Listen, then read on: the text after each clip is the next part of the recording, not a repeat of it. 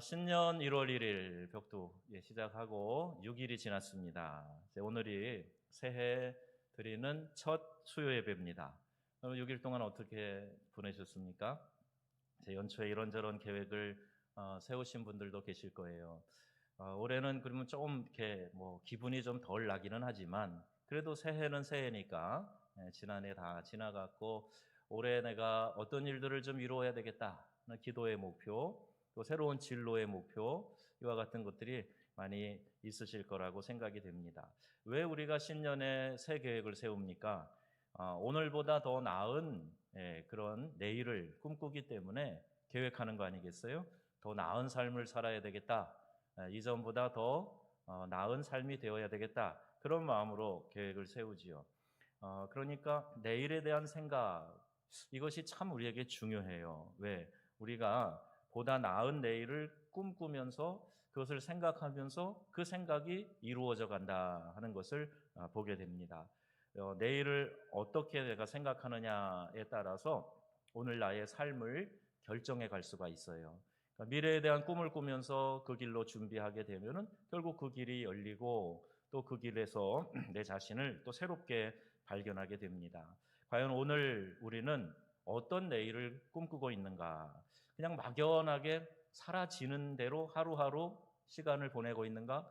아니면 분명한 내일의 목표를 세워놓고 그 길로 한 걸음 한 걸음 가고 있는가? 이건 우리의 삶의 여러 가지 모양을 결정하는 아주 중요한 동기가 됩니다. 어떤 분들은 그래요. 목사님, 나는 나이가 많은데 무슨 내일을 꿈꿉니까? 그냥 하루 살아가는 거죠. 이렇게 생각하는 분이 계실지 몰라요. 하지만 그렇지 않습니다. 나의 내일은 오늘의 연속되는 시간이 아니라 하나님께서 주시는 새로운 꿈과 연결되는 그 삶의 열정이 되기 때문에 그래요. 꿈꾸지 않는 사람은 삶의 열정을 불태울 수가 없어요. 내가 꿈을 꾸고 이렇게 돼야 되겠다. 내 자녀들이 이렇게 성공한 사람이 됐으면 좋겠다. 이런 마음이 들 때 간절한 마음으로 우리가 기도하게 되고 또 하나님 더 사랑하면서 은혜를 사모하면서 이렇게 살아갈 수 있게 되는 거죠. 이 어려운 상황에 날씨도 춥고 했는데 우리 자녀들, 우리 고3 수험생을 둔 어느 집사님이 오셔갖고 늘 새벽에 기도하는 그 모습 보면서 역시 부모의 사랑이 이런 거구나. 결국 하나님을 의지하여서 하나님께 나아가고 또 좋은 결과, 가장 원하는 진로로 하나님 인도해 주셔서 또 얼마나 감사한지 몰라요. 우리 하나님께서는 간절히 하나님을 찾는 자를 만나 주신다 말씀하고 계시니까요. 여러분 어떤 상황에서도 하나님을 간절한 마음으로 열정 가운데 내일을 꿈꾸며 더 나은 내일을 꿈꾸며 우리 하나님을 사랑하고 찾는 우리 성도님들이 다 되시기를 바랍니다. 탈북자 출신으로 처음으로 이 제조업계에 뛰어든 사장님이 계시는데요. 성함이 이옥화 씨예요. 1996년 두만강을 건너서 몽골에서 힘든 삶을 살다가 2006년에 한국에 오셔가지고 열심히 살았다 그래요. 근데 자신이 일하던 회사가 3번 부도를 내면서 어려워져가지고 결국 이분이 그 회사를 인수하게 됩니다.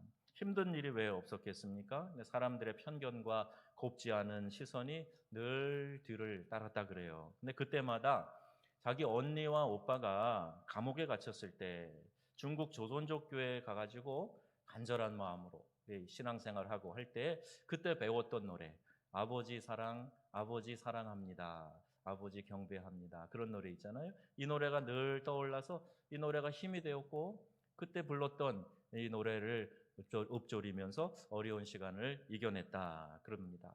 하나님이 나에게 이런 기회를 주셨는데 하나님이 도와주시면 최선을 다하고 싶다. 이런 마음을 가지고 내일을 향해 꿈을 꾸면서 희망을 키워갔다는 거예요. 그러니까 이런 열정을 가지고 비전을 가지고 꿈을 찾는 사람들, 그 사람들을 하나님 도우시고 함께 하시는 것을 보게 됩니다. 우리 성경에는 그러한 인물이 있는데요. 느헤미야, 오늘 본문에 있는 느헤미야도 그런 사람이었어요. 느헤미야는 페르시아 왕 앞에서 술관원 일을 했지만 자기 민족을 위한 꿈을 가지고 있었습니다. 예루살렘 성벽, 그 무너진 성벽을 재건하는 것이었어요. 당시 이 술관원은 대통령 보좌관 같은 사람이었는데요. 잘 나가는 사람이죠. 예, 그 위치에 안주하지 않고 느헤미야는 꿈을 꾸게 됩니다. 위험한 일일 수 있어요. 관직에서 쫓겨나는 것은 물론이고 생명의 위협을 받을 수도 있는 그런 상황이었어요. 그러나 그는 그의 지금 위치에 집착하지 않는 것을 보게 됩니다. 그럼 코로나19에 대한 이 교단적 대응이 잘 안 되는 이유가 혹시 안주하려고 하는 그 지도자들 때문은 아닐까? 우리 부산 세계로교회 손현부 목사님이 아무 저항도 조치도 안 하는 자신의 교단에서 탈퇴하고 싶다, 그런 심경을 밝히기도 했어요. 저도 우리 교단 총회장님께 개인적으로 문의를 했습니다. 2.5 단계인데 연말연시 특별이라는 이름을 붙여서 교회만 이렇게 비대면으로 계속 하라니까 이거 너무한 거 아니냐. 지난달 초에 우리 정부 방역 당국이 정한 규정이 있어요. 또 우리 교단을 통해서 이렇게 두꺼운 매뉴얼이 왔고 표로 아주 잘 정리된 그런 내용이 있었어요.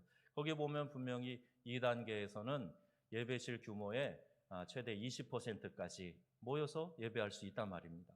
그러니까 우리도 웬만한 오고 싶은 분들은 다 오셔서 함께 예배했던 그런 상황이 되는 거예요. 그런데 지방은 2단계라고 하면서 여전히 20명 이내만 모여라 하니까 이게 도대체 뭐 이렇게 자꾸 바뀌기도 하고, 또 이런 일들에 대해서 왜 교단적으로는 대처를 안 합니까?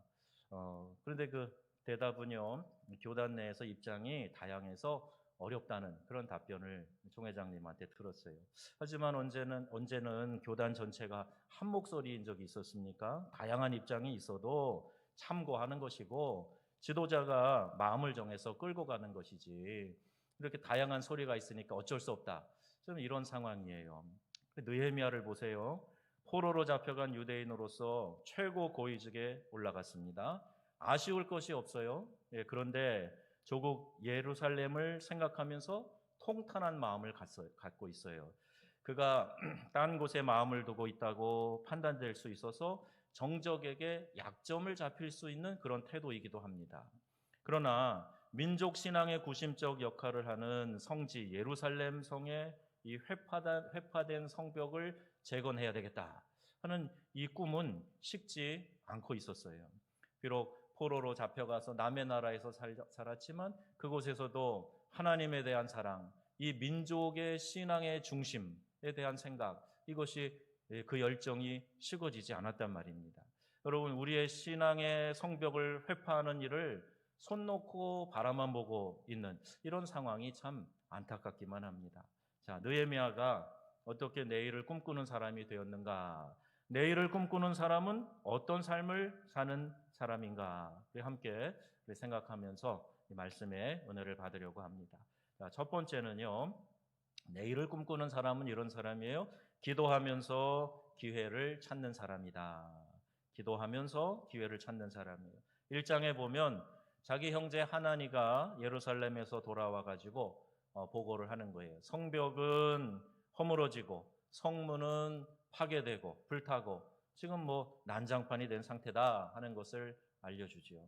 환난과 능욕당하는 민족을 생각할 때 눈물로 기도하면서 괴로워하는 중에 왕과 함께하는 시간을 가지게 됩니다. 그런데 왕이 느헤미야의 안색을 보면서 물어보는 거예요. 2절 말씀이죠. 내가 병이 없거든 어찌하여 얼굴에 수심이 있느냐? 이렇게 왕이 물어봅니다. 여러분, 이것은요 단순히 느헤미야를 위하는 질문이 아니었어요. 위기입니다. 아주 위험한 순간이에요. 평소 신임을 받는 사람이었기에 왕이 이렇게 물어보기라도 했겠지만 그 당시 왕권을 생각할 때요 결코 왕 앞에서 수심을 나타내는 그런 상황이 되어서는 안 되기 때문입니다. 그래서 느헤미야가 크게 두려워하는 거예요. 하지만 위기 가운데 기회를 찾는다 그러죠. 위기라는 말은 한자어로 풀어보면은 위험과 기회의 합성을 하는 거예요. 그러니까 우리가 위기 그러면 큰일 났다, 그러면서 위태한 상태로만 생각을 하지요. 그런데 이 말의 깊은 뜻을 보면은 위험도 있지만 그게 또 기회도 된다. 그래서 영어에도 danger, opportunity 이 두 단어를 동시에 생각하게 하는 단어가 그게 바로 위기라는 말이에요. 그러니까 위기 가운데 기회를 잡을 수 있다 하는 거예요. 그는 말합니다. 3절이에요. 내 조상들의 묘실에 성읍이 황폐하고 성문이 불탔으니 내가 어찌 얼굴에 수심이 없으리까. 이렇게 그냥 솔직하게 자기가 고민하는 내용을 이야기하고 있어요. 그럼 절대절명의 위기였고 두려워할 수밖에 없는 그런 상황이었는데, 그런데 그는 기도하는 가운데 그 위기를 기회로 만들고 있다는 거예요. 그러면 기도하지 않았다면 그 어려운 위기가 기회가 될 수 없었을 수도 있어요. 네, 우연과 행운도 보지 못하고 지나갈 때가 얼마나 많이 있는지 모릅니다. 위기 가운데에도 하나님이 주신 그 기회로 볼 수 있고 찾을 수 있고 붙잡을 수 있다. 이것을 보게 돼요. IMF를 맞았을 때 많은 사람들이 도산하고 직업을 잃고 어려움을 겪었지요. 근데 그 중에 또 어떤 사람들은 그때 건물도 사고 또 기회를 얻어가지고 또 사업도 일으키고 그런 사람도 있단 말입니다. 그러니까 위기가 닥쳐도 우리가 하나님 앞에 묻고 듣고 행하는 가운데 그 어려움과 그 위험을 나의 기회로 선용할 수도 있게 된다는 것을 보게 돼요. 느헤미야는 기도하면서 하나님이 주신 이 기회를 잡았어요. 그래서 그는 내일을 꿈꾸는 사람이 되었다 하는 이야기입니다. 근데 이제 미국에 엠파이어 스테이트 빌딩이 있어요. 그러니까 미국을 상징하는 높은 빌딩 아닙니까? 오랜 동안 전 세계에서 제일 높은 빌딩 그러면 미국에 있는 이 엠파이어 스테이트 빌딩이다 이렇게 이야기를 했어요. 영화의 그 킹콩, 그래서 이 빌딩에 올라가지 않습니까? 철탑을 포함해서 443.2m라 그래요. 102층 건물이고 엘리베이터가 67개, 화장실만 2,500개가 있다 그럽니다. 하지만 이 건물의 중요성은 그 높이와 크기에만 있지 않아요. 더 큰 의미가 있는데 1931년 4월 30일에 준공된 빌딩인데요. 이때가 미국의 가장 힘든 그런 시기였다는 거예요. 오일 쇼크 많이 들어봤죠? 그걸로 인해서 경제 위기가 닥쳤고 주식이 떨어지고 실업이 크게 늘어난 시기였습니다. 그러니까 미국 역사상 가장 어렵다고 하는 이 시기에 엠파이어 스테이트 빌딩이 세워진 거예요. J.J. 라스코라는 사람이 주식에 있는 돈을 다 빼내서 실업자들을 고용해가지고 410일 만에 이 빌딩 건축을 완공했다는 겁니다. 이 엠파이어 스테이트 빌딩은 가장 힘든 시기에 내일을 꿈꿀 수 있는 아이콘으로 오랫동안 사람들에게 사랑받고 또 그렇게 상징물처럼 인정이 되었어요. 우리 사랑하는 성도 여러분, 하나님이 주신 기회를 붙잡고 기도하는 사람들은 내일을 꿈꿀 수 있는 사람들입니다. 어떠한 위기와 어려움 가운데 있다 할지라도 기도하는 가운데 하나님이 주신 기회를 포착하고 나아가는 사람이 여전히 꿈을 꿀 수 있는 사람이요, 또 내일에 대한 희망을 품고 살아갈 수 있는 사람이에요. 느헤미야는 기도하면서 기회를 찾는 사람이었어요. 위험할 때 하나님이 주신 기회로 왕에게 이야기를 합니다. 자, 두 번째, 내일을 꿈꾸는 사람은 어떤 사람이냐? 내일을 꿈꾸는 사람은요, 기도도 하지만 잘 준비하는 사람이에요. 4절에서 6절 말씀합니다. 그 위험한 순간에 느헤미야의 고백이 왕의 마음을 움직이게 돼요. 내가 무엇을 원하느냐라고 왕이 물어봅니다. 그때 느헤미야는 그 성벽을 다시 건축하게 하소서, 얼마나 걸리며 언제 돌아오겠느냐. 자, 그때 4절 말씀 한번 주의 깊게 보세요. 하늘의 하나님께 묵도하고 5절에 왕에게 이르되 그랬어요. 자, 물론 전에도 느헤미야가 기도했겠지요. 근데 그 중요한 순간에 하나님께 묵도했다는 거예요. 왕 앞에서 지금 눈을 감고 이렇게 기도할 수 있는 상황도 아니에요. 고개를 숙이거나 무릎을 꿇고 기도할 수 있는 그런 상황이 아닙니다. 근데 그 짧은 순간에 하나님에게 묻는 거예요. 여러분, 기도는요, 모든 계획의 시작이 됨을 믿으시길 바랍니다. 기도로 시작한단 말이에요. 사람이 마음으로 자기 길을 계획할지라도 그 걸음을 인도하시는 분은 여호와시다 그랬어요. 그러니까 내가 어떤 생각을 가지고 마음의 계획을 세워도 기도함으로 하나님께서 인도해 주시기를 간구해야 된다는 거예요. 내 생각대로 다 되면 얼마나 인생 쉽겠습니까? 내 생각대로만 착착 다 되어진다 그러면 뭐 의지할 대상도 필요 없을 거예요. 그런데 철든 사람들은 다 알아요. 인생 만만하지 않습니다. 그래서 우리가 하나님 앞에 엎드려 기도하고 내가 생각을 가지고 있어도 그 생각을 하나님께 올려드리고 하나님의 뜻을 구하고 그런 삶이 되어야 되겠지요. 느헤미야가 그렇게 기도하면서 그 순간에 하나님 앞에 간절함으로 기도하는 것을 보게 돼요. 이미 1장에서 느헤미야는 하나님이 주신 사명을 가지고 기도하기 시작했습니다. 그 기도가 중요한 시간에 하나님을 향해 짧은 묵도로 함축된 한마디 묵도로 하나님께 올려드려진 거예요. 여러분 중요한 시간에 마음을 다해 하나님 앞에 나아가는 것이 정말 중요합니다. 짧고 간단하게라도요 우리의 마음을 하나님 앞에 올려드리는 거 너무너무 소중한 거예요. 어느 성경학자는 이런 기도를요 기도 전보, 텔레그램이죠. 기도 전보 이렇게 이름을 붙였어요. 하나님 앞에 급한 전보를 치는 것처럼 그렇게 기도한다는 거예요. SOS를 치는 것처럼 하나님께 기도한다는 거예요. 주여라고 했는지 믿습니다 했는지 모르겠어요. 어떤 기도인지 모르겠어요. 하나님 대답할 지혜를 주십시오. 짧게 한마디 했을 수 있겠지요. 그 순간에 하나님 앞에 이 기도 전보를 올려드리고 그리고 그 기도로 계획한 일들이 열려가는 것을 보게 돼요. 왕이 묻습니다. 얼마나 걸리고 언제 돌아오겠느냐? 그때 느헤미야가 대답하죠. 기한을 정하고 이렇게 대답합니다. 그 순간 대답해요. 그러면 나중에 자세한 일정과 계획을 보고 드리겠습니다 하지 않았어요. 이상하지 않습니까? 하나님 앞에 위기에 짧은 기도를 올려드리고 왕이 물어보니까 바로 기한과 일정을 대답한단 말이에요. 이게 무슨 뜻일까?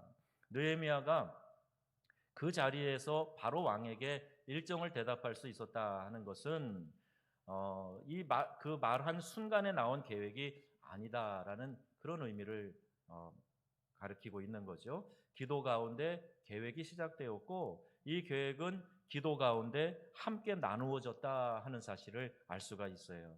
기도했을 뿐만이 아니라 계획하면서 생각하면서 잘 철저하게 준비했다 하는 것을 우리가 이 구절 하나를 통해서 깨닫게 됩니다. 어떤 분들은요 계획은 열심히 하는데 기도하지 않아요. 어떤 분들은 기도는 열심히 하는 것 같은데 준비하지 않아요. 네, 느헤미야는 기도했을 뿐만이 아니라 잘 준비했어요. 치밀하게 그가 계획을 세워가면서 기회를 또 엿보면서 언제 하나님께서 이 일을 허락하실까 간절한 마음으로 기도하고 하나님을 의지했다는 거예요. 그래서 하나님이 그 기도를 들으시고 기회를 주신 겁니다. 그때 그는 준비되고 계획된 것을 왕에게 이야기한 거지요. 존 와이트라고 하는 분이 이 구절에 대한 주석을 하면서 뭐라고 비유를 했냐 하면요. 느헤미야는 그때 행글라이더를 타는 것과 같다. 이런 이야기를 해요. 왜 이런 비유를 했는가 한번 보세요. 우리 행글라이딩을 할 때 막 장비를 다 갖춰 가지고 언덕에 올라가지 않습니까? 이렇게 바람을 타고 비행을 해야 되는데 좋은 곳으로 올라가요. 그 장비를 다 가지고 올라가는 거예요. 완벽하게 안전하게 잘 준비해서 올라갑니다. 언덕을 뛰어내릴 때 그런데 언덕에서 불어오는 바람을 의지해야 되는 거예요. 행글라이더를 잘 준비해도 바람이 불지 않으면 기류를 타지 못하면 이 비행을 할 수 없다는 거예요. 또 바람이 늘 불어도 이 행글라이더를 잘 준비하지 않으면 날 수 없는 거죠.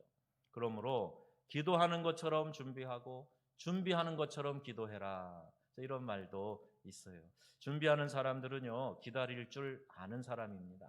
독수리가 상승 기류를 기다렸다가 상승 기류를 만나면 날개를 쫙 펴고 수직 이렇게 상승한다 그러지 않아요? 크고 튼튼한 날개를 준비해 놓으면 상승 기류가 있을 때 날개를 그냥 쫙 펼치기만 하면 되는 거예요. 실력도 갖추지 않고 준비도 하지 않고 기도로 차고 천천히 우리의 계획들을 하나님께 아뢰면서 하나님께서 주시는 지혜로 구체적인 계획들 하나도 세우지 않고 막연히 어떤 것이 하늘로부터 뚝 떨어질 것을 생각하고 있으면 여러분 이건 믿음이 아니고요 게으른 겁니다. 하나님 앞에 내가 생각하면서 기도하면서 생각하면서 철저히 준비해 나가는 사람이 하나님 앞에 쓰임 받는 사람이 된다 하는 사실을 여러분 기억하시기를 바랍니다. 잘 준비하고 기다려야 돼요. 여러분이 이루고자 하는 그 일에 대해서 하나님께 소상히 아뢰습니까? 여러분이 하고자 하는, 여러분이 그리는 그 꿈을 가지고 하나님 앞에서 기도하면서 설계하면서 하나님이 주신 생각을 차곡차곡 모아 보셨습니까? 그랬다면은 기다리면 돼요. 하나님의 때, 하나님이 불어주시는 상승 기류, 하나님이 일으켜 주시는 파도, 그것을 기다리고 있다가 그 파도를 타면 되고 상승 기류에 준비된 날개를 활짝 펴면 되는 거예요. 여러분 조급해하지 마십시다. 그리고 하나님께서 우리에게 주실 그 때를, 하나님의 시간 카이로스를 기다리면서 기회가 왔을 때 이때다 하고 우리가 준비된 모든 것들을 활짝 펼 수 있는 그런 우리 명성의 귀한 가족들이 다 되시기를 바랍니다. 여러분 우리는 희망의 날을 기다리고요, 상승 기류를 기다리고요, 회복과 전진을 위한 모멘텀을 기다리고 축복의 찬란한 빛을 기다리면서, 그러면서 믿음 생활 정진해 나가야 할 겁니다. 이걸 히브리서 11장 1절에는 이렇게 말씀하고 있어요. 우리 함께 읽어보겠습니다. 믿음은 바라는 것들의 실상이요 보이지 않는 것들의 증거니. 아멘. 다 보이고 손에 만져지는 거, 그거 누가 다 못하겠어요. 다 눈에 보이고 손에 만져지면 그거는 믿음이 있던 없던 누구나 다 그렇게 믿고 그렇게 행할 수 있을 겁니다. 근데 진짜 믿음은 눈에 보이지 않아요. 그런데 참 믿음을 가졌으면 눈에 보이지 않는 그것, 내가 마음으로 바라고 하나님께 기도로 숙성시키고 하나님의 뜻을 구하면서 잘 준비한 그것이 우리의 눈앞에 현실로 보여지게 된다는 거예요. 그래서 바라는 것들의 실상이요 보이지 않는 것들이 눈앞에 나타나는 증거가 된다는 이야기입니다. 그럼 저는 교회를 생각하면서 꿈꾸는 것들이 있어요. 그리고 그 꿈꾼 것들이 하나씩 하나씩 이루어지는 것을 보면서 하나님은 정확하시다, 하나님은 참 좋으신 분이시다, 이런 생각을 하게 됩니다. 여러분의 삶 가운데에도 하나님이 예비해 놓으신 은혜가 반드시 있을 줄로 믿습니다. 지금 내가 조금 지치고 피곤하다고 할지라도 하나님이 여러분을 향한 계획과 섭리, 이것은 멈춰지지 않는 거예요. 그 어떤 것도 우리를 하나님의 사랑에서 끊을 자 없다, 성경 분명히 선언하고 있지 않습니까? 여러분을 그토록 사랑하시는 하나님께서 오늘 이 어려운 순간도 필요하니까 우리에게 허락하신 거예요. 이 순간이 지나가고 나면 내가 단련해서 정금같이 주님께 나아가겠습니다. 이전에 그냥 슬렁슬렁 했던 예배도 간절함으로 하나님 앞에 예배 드리겠습니다. 기회 있을 때마다 때를 어떤지 못 어떤지 예배하며 전도하며 말씀 사모하며 그렇게 살아가겠습니다. 이 기회를 우리에게 하나님 주셔서 그렇게 만들어 가시고 있다, 이렇게 보여요. 자, 느헤미야는 기도하는 사람이었어요. 준비하는 사람이었습니다. 그 느헤미야에게도 꿈이 있었지요. 그의 내일은 오늘의 시간의 연속을 의미하는 내일이 아니었어요. 하나님이 주신 기회를 향한 열정과 꿈과 비전을 심는 그런 내일이었습니다. 여러분 이제 새해 신년 벽두에 올해 여러분 계획하고 뜻하신 일들이 많이 있을 거예요. 하나님이 주신 꿈으로 여러분들이 이것을 승화시키고 기도하는 가운데 깊이 숙성시키시오. 그래서 올해 한 해 여러분 하나님이 주시는 많은 은혜 경험하게 되시기를 축복합니다. 계획하시고 기도하시고 준비하시고 하나님의 때를 기다리는 거예요. 하나님이 주신 기회를 향해 기도하고 있는지, 내가 준비하고 있는지, 더 나은 삶을 사는 것을 하나님이 원하시거든요. 근데 그 일을 위해서 내가 지금 준비하고 계획하고 그리고 기도하고 있는가? 자, 이것을 우리 스스로를 점검해 보는 그런 기회로 삼았으면 좋겠어요. 내일을 꿈꾸는 삶이 하나님께 기쁨이 된다 하는 사실을 여러분 잊지 마시기를 바랍니다. 하나님 우리 모두에게, 한 사람 한 사람에게 그런 삶을 허락하시고 그런 삶이 되기를 하나님이 원하고 계세요. 여러분 포기하지 마시고요, 실패를 두려워하지 마시고요, 기도하시고 그리고 준비하시고 내일을 꿈꾸면서 기다리는 우리 귀한 성도님들이 다 되시기를 바랍니다. 2021년도 기도함으로 꿈을 이루는 성도님들 되시고 하나님의 은총이 여러분의 삶에, 가정 위에, 자녀들 위에 늘 함께 하셔서 올 한 해를 마무리할 때에는 과연 올 한 해 정말 많은 하나님의 은혜와 또 그를 통한 열매들이 있었노라, 이렇게 고백하는 저와 여러분들, 우리 모든 성도님들 다 되시기를 주 예수님의 이름으로 축원합니다. 아멘.